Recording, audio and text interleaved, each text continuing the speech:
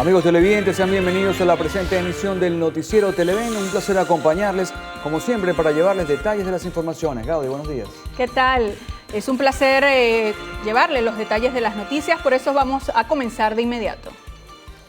Autoridades aseguran que en las últimas horas se registraron 1.469 casos positivos de COVID-19 en Venezuela para un total de 224.819. Aunque la tasa de recuperación es de 93%, 15 personas perdieron la batalla contra el coronavirus. En total van 2.528 fallecidos. Harley Monseguileman tiene el reporte. Aunque los casos siguen en aumento, al igual que la cifra de fallecidos, algunos caraqueños no respetan las normas de bioseguridad.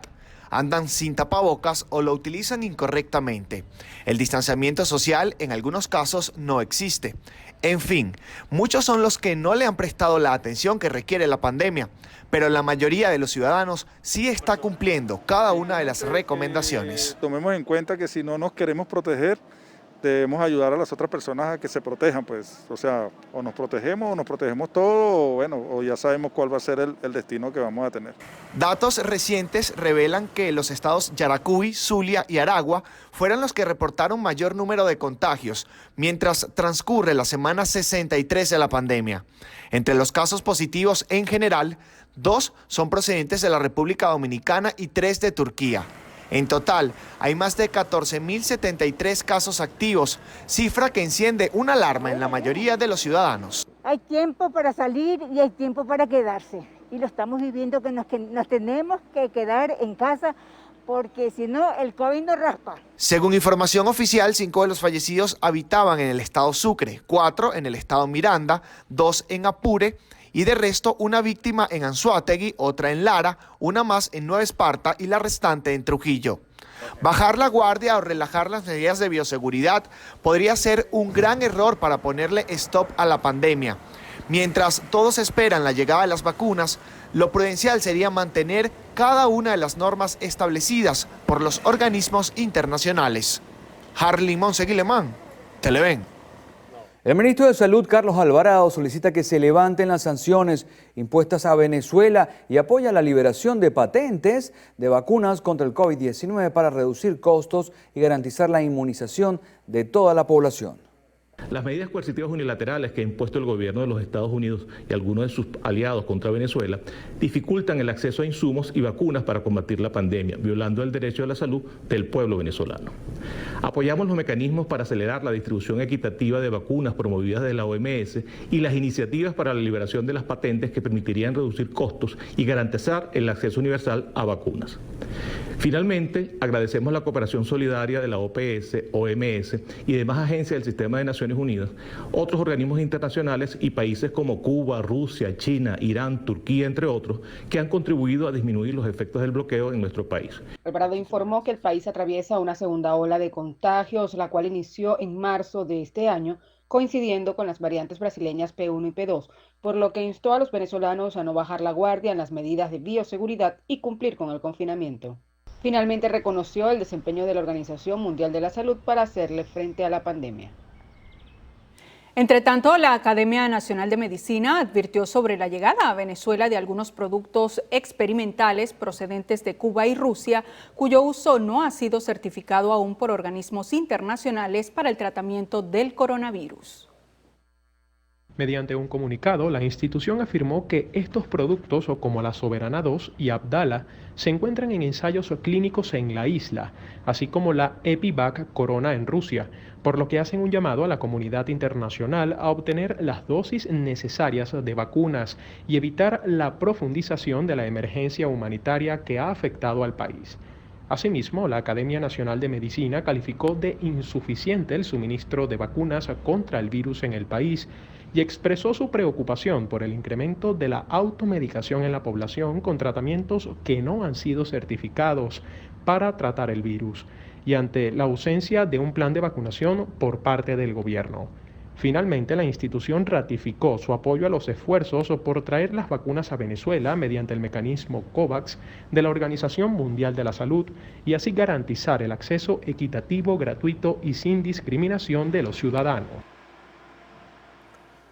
La Organización Mundial de la Salud considera que es poco probable que algún país alcance pronto el alto nivel de inmunidad colectiva que se requiere para controlar la transmisión del COVID-19, ni siquiera en aquellos países que experimentaron graves brotes y donde el virus circuló de forma intensa. La información la dio a conocer el director de Emergencias Sanitarias de la Organización Mundial de la Salud, Mike Ryan, durante la asamblea anual de la organización. Expresó que de acuerdo a los estudios se requiere que más del 80% de una comunidad esté inmunizada para lograr interrumpir la transmisión y hasta el momento ningún país ha adquirido ese nivel de inmunidad natural. El Consejo Nacional Electoral instaló el comité encargado del cumplimiento del cronograma electoral de cara al 21 de noviembre. Este grupo está integrado por el ministro de la Defensa, Vladimir Padrino López, la ministra de Interior, Carmen Meléndez, representantes del Ministerio de Energía Eléctrica y otras autoridades. Es una elección particularmente exigente, por eso no hemos dudado en convocar a este comité logístico con la mayor antelación que pudimos hacerlo, para poder ajustar, poder ir al detalle de una elección tan exigente como esta que va a designar a los concejales y a las concejalas, a los legisladores y a las legisladoras regionales. Este comité también está integrado por miembros de las empresas del Estado de Telecomunicación, CanTV y Movilnet, así como de Petróleos de Venezuela. Esta instancia es tan importante porque es la instancia que va a revisar toda la infraestructura de los centros de votación, de los más de 14.200 centros que tenemos a nivel nacional, para ver el estatus de esos centros, hacer un catastro que nos permita ver en qué situación están los centros de votación y establecer un plan de recuperación de esos centros de votación. Pero además nos acompaña, por otro lado, CanTV y Movilnet en una planificación logística para recuperar y para mejorar todo lo que es la factibilidad de los medios de comunicación para garantizar que todos los centros de votación el día de la elección tengan sus medios de transmisión. Los rectores del CNE aseguraron que en conjunto con el Ministerio de Salud trabajan para reforzar las medidas de bioseguridad y así garantizarle a los votantes protección al momento de ejercer en las venideras elecciones del 21 de noviembre. Harley Monseguilemán, Televen. El presidente de la República, Nicolás Maduro, anunció una reunión que establecerán representantes de su gobierno con el dirigente político Juan Guaidó. Compañero Francisco Torrealba, vicepresidente de la clase obrera y enlace con Freddy Guevara. Vicepresidente enlace con Freddy Guevara. Freddy, ¿está listo ya Torrealba para la próxima reunión? Es el jueves, ¿no? Reunión de Freddy Guevara, que viene a proponer la candidatura de Juan Guaidó a la gobernación de Miranda. Indicó que a partir del 1 de junio iniciará un periodo especial de inscripciones para los dirigentes del PSUV que quieran ser candidatos en las elecciones municipales y regionales. Pidió a las bases militantes motivar a toda la juventud para una alta participación en los comicios.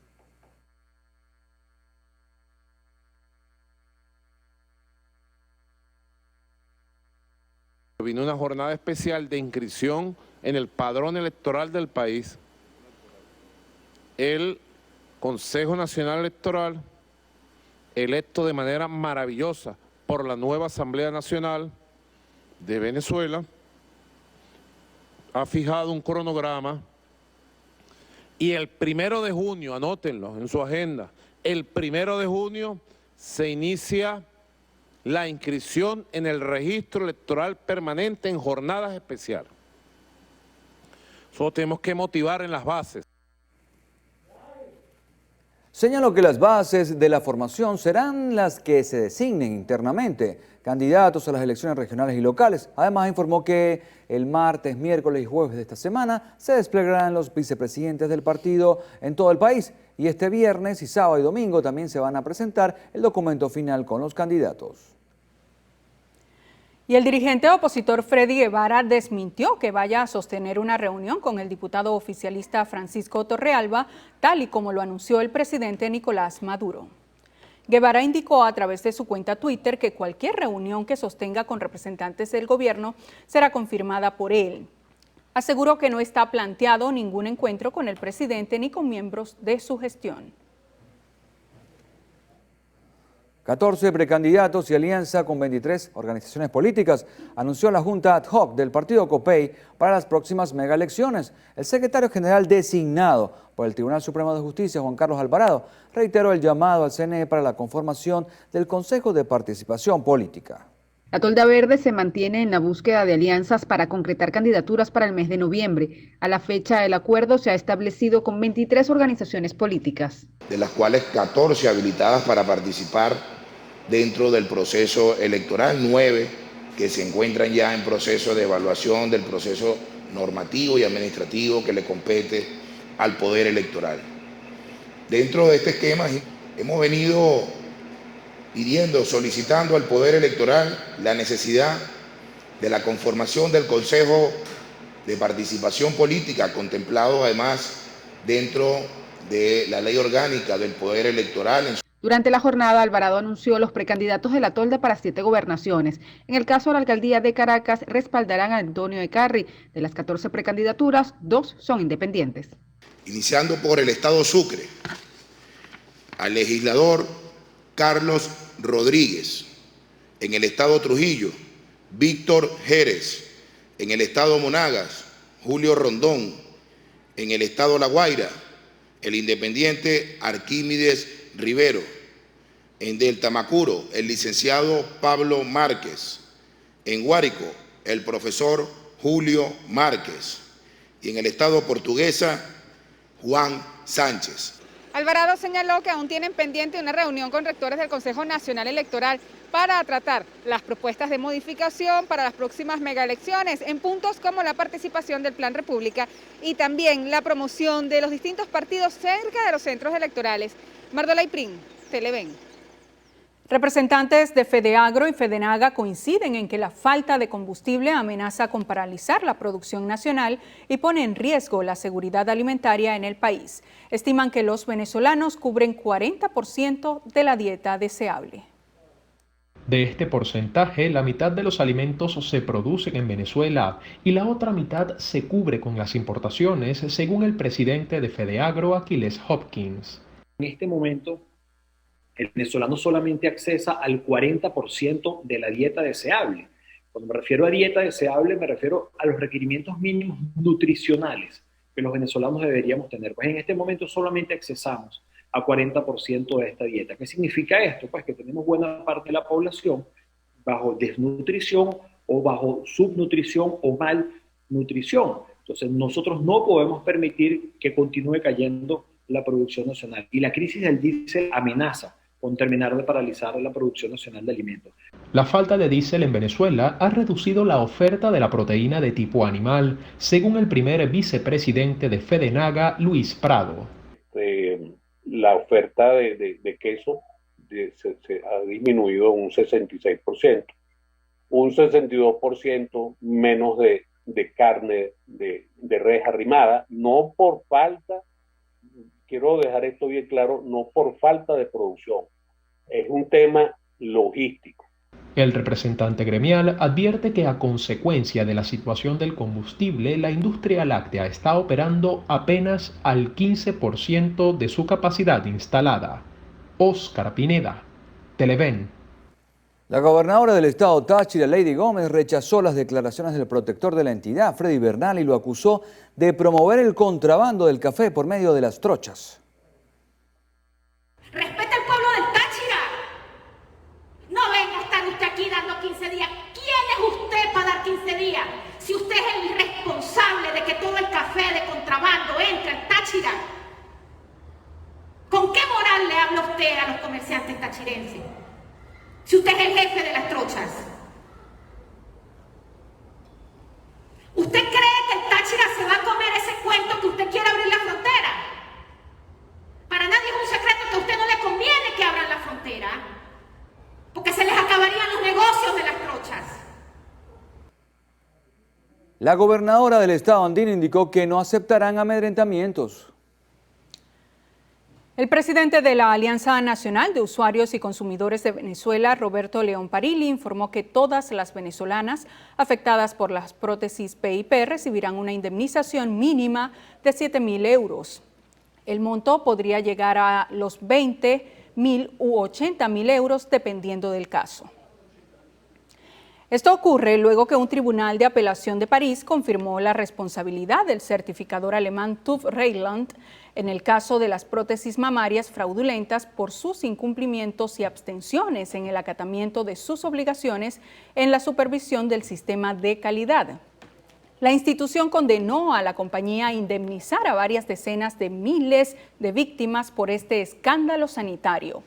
León Parili señaló que podría ser al menos 400.000 afectadas en todo el mundo y que en el caso de Venezuela son 40.000, lo que la convierte en el segundo país con más afectadas después de Colombia. De las venezolanas afectadas, entre 50% y 60% no han podido aún sustituir las prótesis, así que la indemnización las ayudará a hacerlo. Parili señaló que las venezolanas que quieran recibir la indemnización pueden hacerlo hasta finales de junio.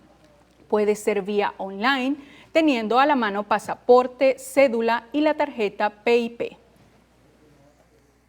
Un grupo de inmigrantes se entregó a las autoridades fronterizas de Estados Unidos luego de cruzar los pases ilegales desde México hasta el país norteamericano.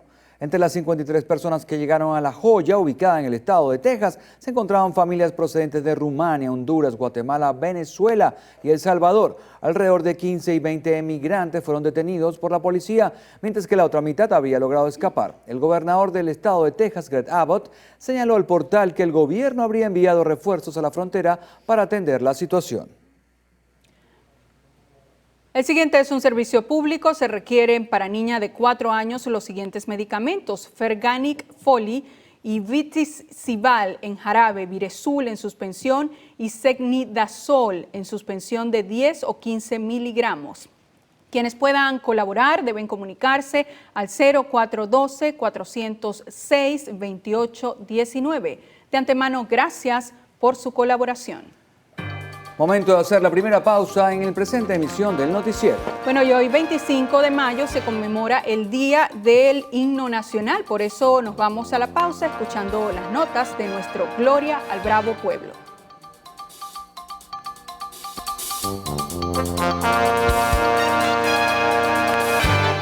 Tres personas resultaron heridas por balas perdidas producto de enfrentamientos entre bandas delictivas que operan en la parroquia La Vega, en Caracas. Luciana Peñafont con los detalles. Luciana.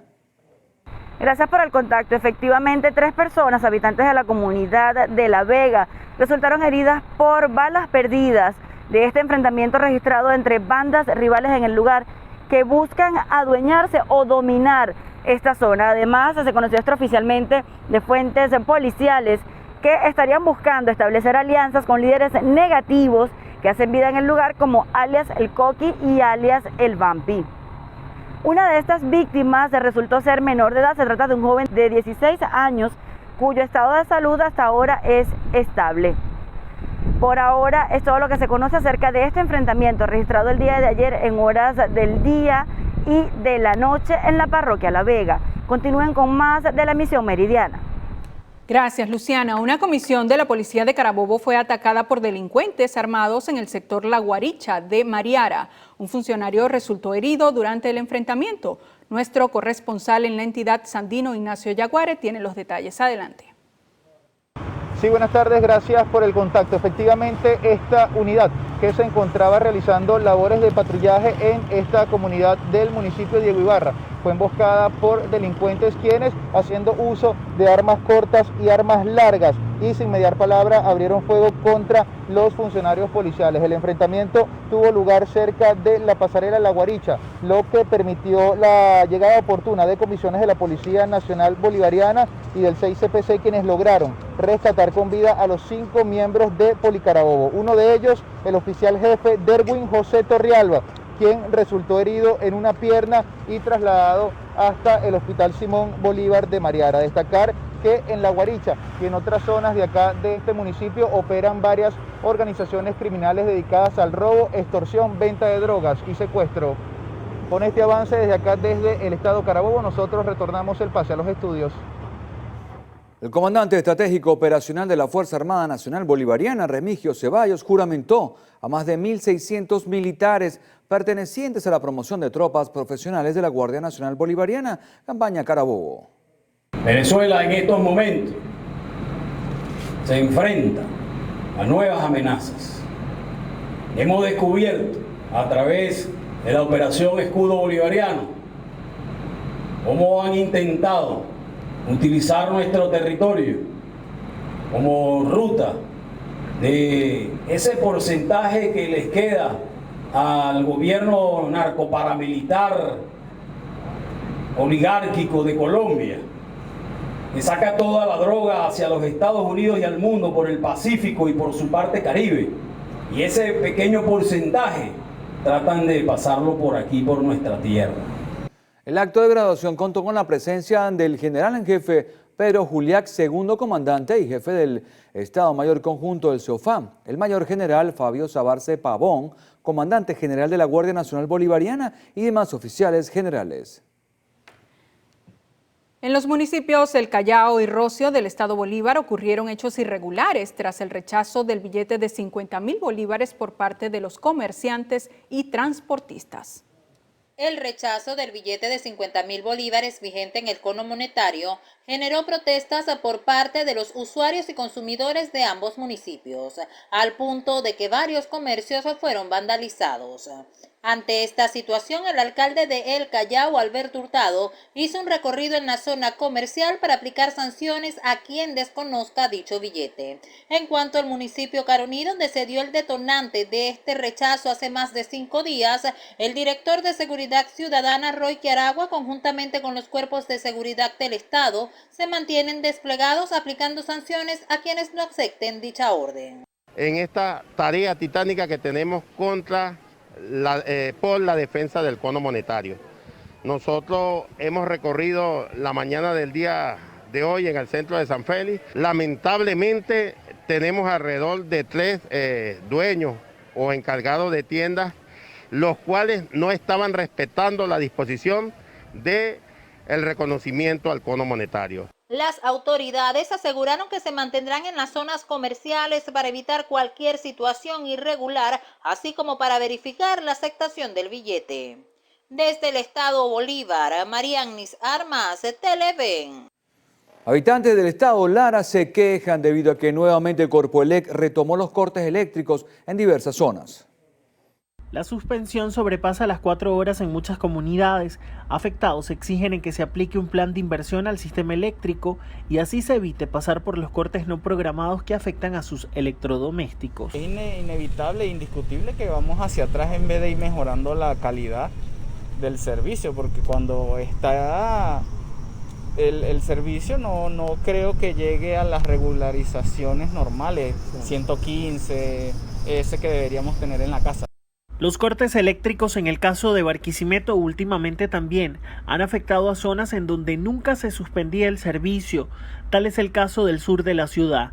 El problema trae consigo la falla en el servicio de telecomunicaciones en el municipio capital. Cuando se va la luz se cae y se nos cae la conexión, digamos, eso en particular es lo que a mí en lo personal me afecta. Pero no solo es el tema eléctrico el que afecta a los barquisimetanos, también sus residentes denuncian que el servicio de agua potable últimamente ha presentado fallas y llega con turbidez a los hogares.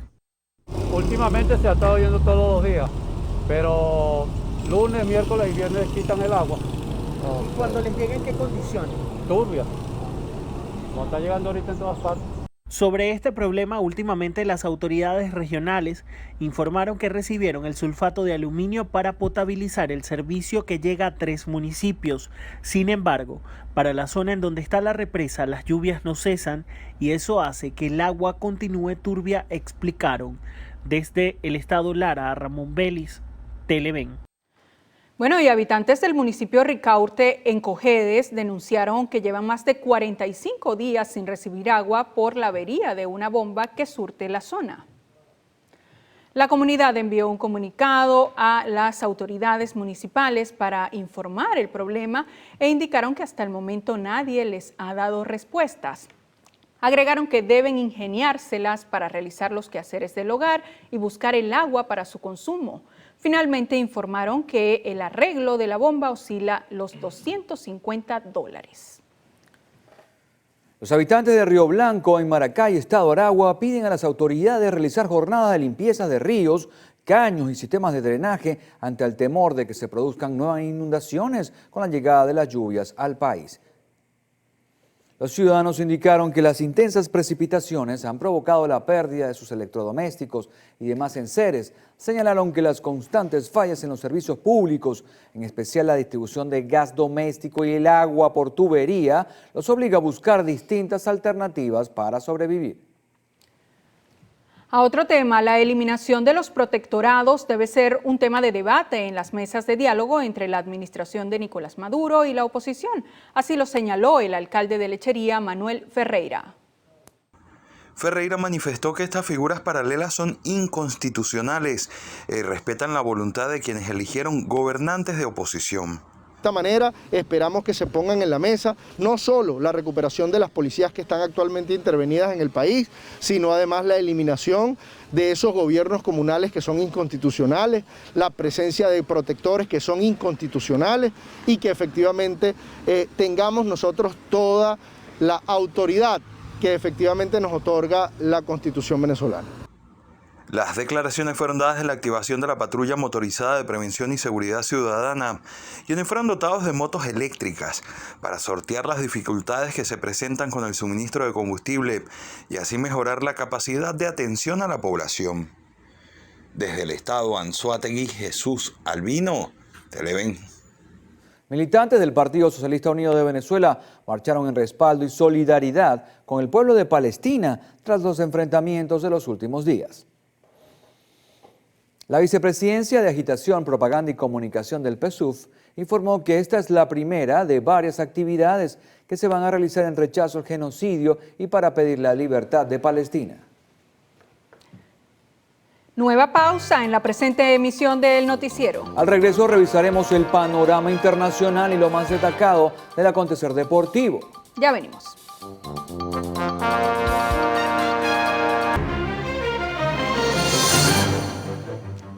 Iniciamos nuestro recorrido internacional contándoles que en Europa fue cerrado el espacio aéreo a los aviones de Bielorrusia. Veamos el siguiente reporte de nuestra cadena aliada de noticias, AFP. La Unión Europea acordó el lunes cerrar su espacio aéreo a aviones de Bielorrusia en respuesta a la orden del gobierno de Alexander Lukashenko de desviar un avión comercial europeo a Minsk para detener a un disidente. Este comportamiento escandaloso necesita una respuesta contundente. Por lo tanto, el Consejo Europeo decidió que se impondrán sanciones adicionales a las personas involucradas en el secuestro. Pero esta vez también a las empresas y entidades económicas que están financiando este régimen. Los líderes de los 27 países exigieron la liberación inmediata del opositor detenido Roman Protasevich y recomendaron a las compañías europeas evitar el espacio aéreo bielorruso, aumentando así el aislamiento de ese país. Las medidas fueron anunciadas casi al inicio de la cumbre de mandatarios de la Unión Europea que acudieron físicamente a Bruselas. Roman Protasevich, un periodista de oposición de 26 años, y su pareja Sofía Sapega viajaban en una aeronave de la compañía Ryanair de Atenas a Vilna, que fue desviado a Minsk tras una alerta de bomba que resultó ser falsa. Los jóvenes fueron detenidos en el aeropuerto. La televisión estatal bielorrusa transmitió un corto video en el que Protasevich confiesa que había estado organizando manifestaciones de protesta contra el gobierno y afirma estar en buenas condiciones. Hola, mi nombre es Roman Protasevich. Ayer fui detenido por agencias del Ministerio del Interior en el Aeropuerto Nacional de Minsk. Ahora estoy en el Centro de Detención Preventiva número 1 en Minsk. Puedo decir que no tengo ningún problema de salud, incluido el corazón o cualquier otro órgano. La actitud del personal hacia mí es lo más correcta posible y de acuerdo con la ley. Bielorrusia es acusada por los occidentales de secuestro, piratería e incluso terrorismo. Estados Unidos y la ONU también exigieron la liberación inmediata del joven opositor. En tanto, la OTAN exigió una investigación. En Colombia, la alcaldesa de Bogotá, Claudia López, entregará a la oficina de la Alta Comisionada de la ONU para Derechos Humanos las denuncias y evidencias que ha recopilado de las violaciones de derechos humanos durante las manifestaciones que comenzaron el pasado 28 de abril. López solicitó la asistencia de una misión independiente para establecer los hechos con rigor, los canales de reparación, garantías de no repetición. Por su parte, la Fiscalía ha registrado en estos últimos días al menos 43 personas fallecidas, aunque solo 17 de ellas tienen nexo directo en el marco de las protestas. 18 personas fueron asesinadas este lunes en un bar ubicado en el centro poblado de San Miguel del Ene, en Perú, por el grupo terrorista Sendero Luminoso. De acuerdo a las autoridades, al lado de los cuerpos de las víctimas se hallaron panfletos que adjudican el atentado a miembros activos de este grupo. Asimismo, la agrupación instó a frustrar las próximas elecciones previstas para el 6 de junio. En la contienda participará Keiko Fujimori y el izquierdista Pedro Castillo, a quien han vinculado con el grupo terrorista. Por su parte, el presidente de Perú, Francisco Sagasti, rechazó el asesinato de las 18 personas y ordenó el despliegue de patrullas de las Fuerzas Armadas y de la Policía Nacional para dar con los responsables. En la India reportan el primer caso de hongo amarillo. El hallazgo fue en la ciudad de Jabdat, siendo esta también una enfermedad que puede causar la muerte. Expertos informan que los síntomas de esta nueva enfermedad son letargo, falta de peso, pérdida de masa corporal, además de provocar ojos hundidos, insuficiencia renal o necrosis. Y se considera la principal causa de aparición de este hongo es la falta de higiene, además del exceso de humedad en las superficies, ya que esto favorece la proliferación de bacterias y hongos. Finalmente, medios locales reseñan que para su tratamiento se requiere una inyección de anfoferitina B, aunque no se precisa qué tan efectivo pueda llegar a ser. Continuamos en la India y es que miles de personas fueron evacuadas de la costa occidental del país ante la llegada del ciclón Yas. Se estima que toque tierra mañana miércoles en los estados de Odisha y Bengala Occidental. Según el Departamento de Meteorología, este ciclón se convertirá en una tormenta muy severa con velocidades de viento sostenidas de hasta 177 kilómetros por hora. El primer ministro del estado, Naved Patnaik, instó a las personas que fueron trasladadas a refugios contra ciclones a usar doble mascarilla y mantener el distanciamiento social. Asimismo, solicitó a las autoridades distribuir máscaras a las personas evacuadas.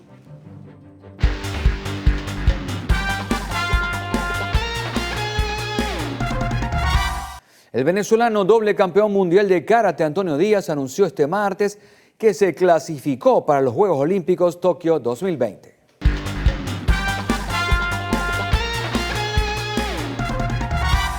Nueva pausa en la presente emisión del noticiero. Ya venimos con más información, no se vayan.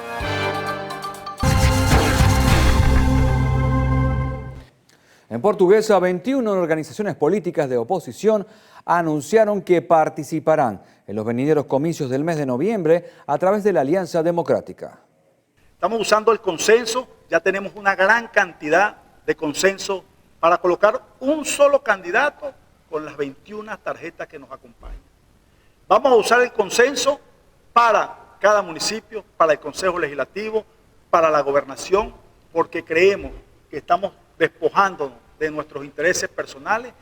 Instaron al resto de los factores de oposición no integrados a la alianza a sumarse, ya que aseguran que las eventuales divisiones solo favorecerían al oficialismo. Ratificaron que los integrantes de la alianza no traicionarán a los electores y que el próximo 21 de noviembre esperan se inicie desde las regiones un proceso democrático de transformación nacional. Desde el Estado portuguesa, Mayuri Betancourt, Televen. Las organizaciones políticas que conforman la Gran Alianza Democrática en el Estado Nueva Esparta ratificaron su compromiso con la construcción de la unidad superior para defender la vía electoral.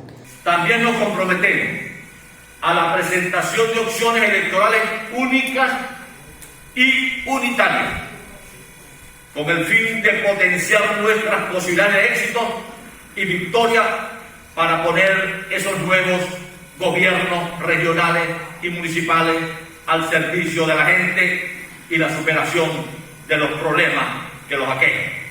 Asimismo, Hernández alegó que participarán en las venideras elecciones convocadas por el CNE para el 21 de noviembre, donde se elegirán los cargos a gobernación, alcaldías, consejos legislativos y consejos municipales. Desde la isla de Margarita, Lisbeth Miquilena, Televen.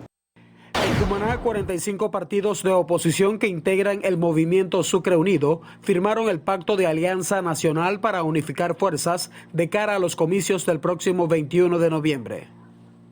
Nuestra unidad superior es para rescatar el salario, para rescatar la salud, para rescatar las instituciones, para rescatar la economía. Esa es la unidad superior. Y ese es el llamado que hacemos a todos, a los que no votaron, bueno, ahora tienen una alternativa y ustedes estaban clamando por unidad, aquí estamos unidos.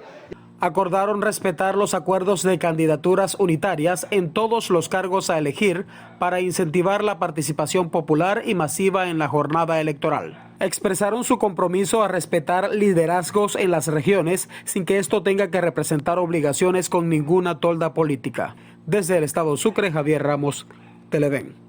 El ministro para el Proceso Social del Trabajo, José Ramón Rivero, participó en una sesión especial con motivo al bicentenario de la Batalla de Carabobo en el municipio Pedro Padrechén del estado Bolívar. El titular de la cartera del trabajo manifestó la importancia de lo que fue esta gesta histórica. Recordamos, por supuesto, al libertador Simón Bolívar, quien logró expulsar de acá, de toda esta zona de América, al Imperio Español.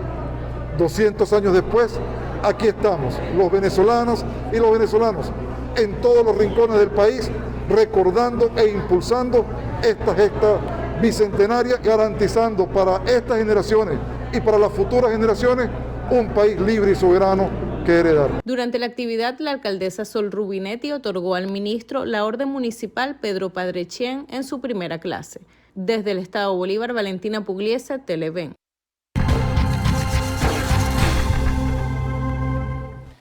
Al regreso, lo mejor del entretenimiento y la farándula en lo actual. Ya venimos.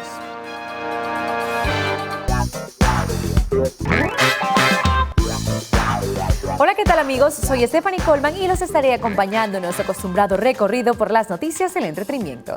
Recuerden que para estar en contacto con nosotros deben interactuar a través de nuestras cuentas @loactual en Twitter, @loactualpisotv en Instagram y en mi cuenta @Stephanie Coleman. Y de esta manera damos inicio a las noticias del entretenimiento.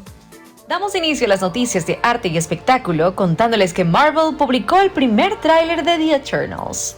El primer tráiler y póster del film, tercera película de la fase 4 del multiverso que dirigió la ganadora del Oscar Chloe Zhao, llegará a los cines a finales de 2021.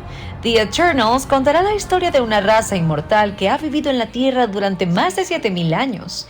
Todo cambia cuando tienen que reunirse para proteger a la humanidad de los deviantes, su equivalente malvado con una presencia monstruosa. El elenco del cortometraje está encabezado por Angelina Jolie, Richard Madden, Salma Hayek, Kumail Nanjiani, Brian Tyree Henry, Lauren Ridloff, Liam McHugh, John Lee, Gemma Chan, Barry Keoghan y Kit Harington. Basada en los personajes creados por Jack Kirby, la cinta cuenta con guion escrito por Cass y Brian Firpo, dúo de primos que reciben con la película su primera gran oportunidad en Hollywood tras haber escrito y dirigido un puñado de cortometrajes. Pasamos a otras informaciones para contarles que alistan novela gráfica sobre la vida de Freddie Mercury. Una nueva novela contará la historia de vida del fallecido líder de la recordada y exitosa banda británica Queen con sus propias palabras, desde su infancia en Zanzíbar hasta convertirse en una de las estrellas de rock más famosas del mundo. C2 Comics unió fuerzas con Universal Music Group y Mercury Songs Ltd. para crear Freddie Mercury, Lover of Life, Singer of Songs, que describió como la primera novela gráfica que rinde homenaje a una de las figuras más importantes y emblemáticas que el mundo de la música haya conocido.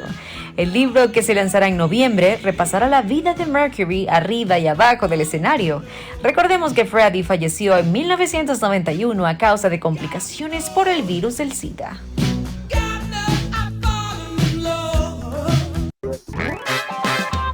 Avanzamos con más informaciones y es que comienza el rodaje de la segunda entrega de El Internado en las Cumbres.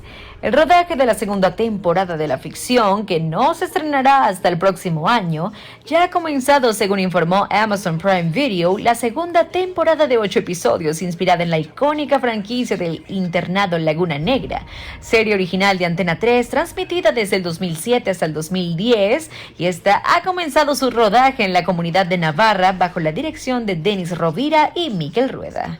Contará con las incorporaciones al reparto de Irene Anula, Nicolás Casale, Anneke Wertz, Alberto Bersal, Asier Hernández y Clara Gal.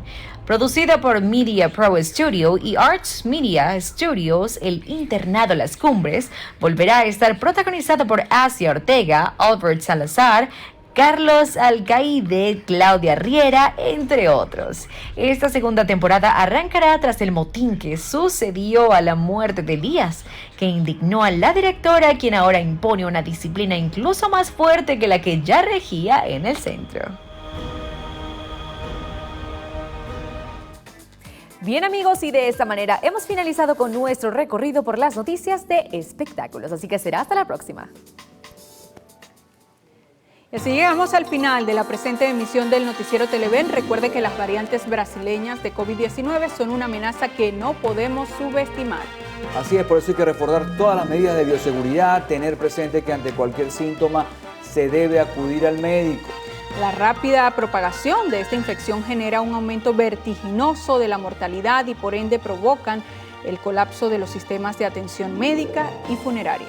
Catalogadas como una amenaza contra la salud pública, las variantes brasileñas del COVID-19 evaden el sistema inmune, por lo que es muy probable que una persona que se haya recuperado de la enfermedad puede volver a contraerla. No sienta miedo, actúe de manera consciente, use su tapabocas de manera correcta, es decir, que tape su nariz y boca, lávese las manos y mantenga una distancia saludable del prójimo. La prevención es clave para mantenerse sano. Y justamente como ya lo hemos venido explicando, terminamos la misión, nos corresponde colocarnos nuestro tapabocas. Buenos días.